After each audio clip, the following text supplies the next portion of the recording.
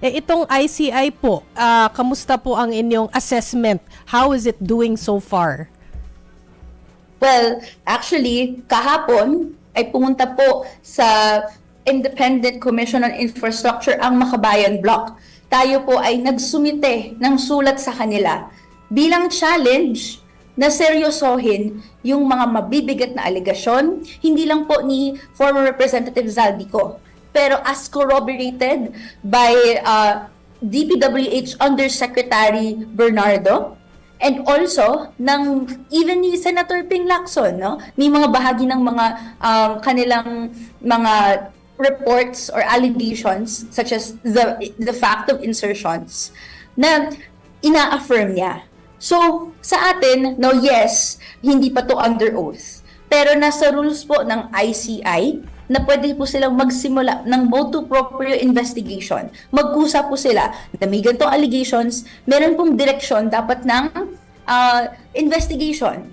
So, given na ang direction, no, ay may pananagutan dapat si President Marcos Jr., ES Bersamin, DPM Secretary Amena Pagnanganan, etc., imbestigahan sila. At hindi, yung nangyayari ngayon, pinagtatakpan sila.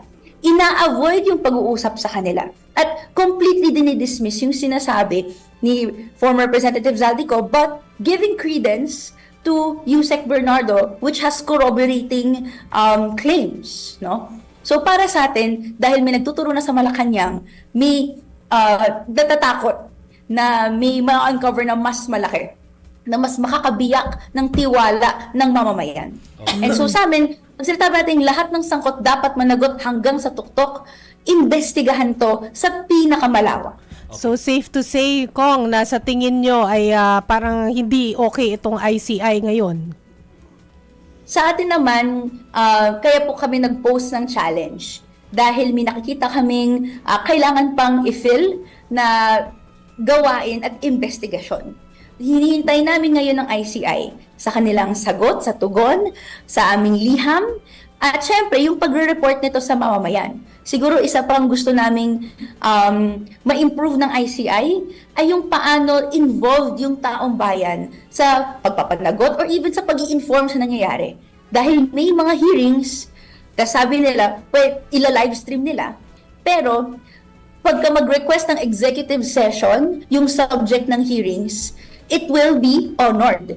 So ang nangyayari, lahat ng hearings, they're all executive sessions. And so, live streaming on paper, no? Pero ang promise na to mukhang nababali dahil ngayon hindi pa rin alam ng taong bayan anong nangyayari sa pag-iimbestiga ng ICI.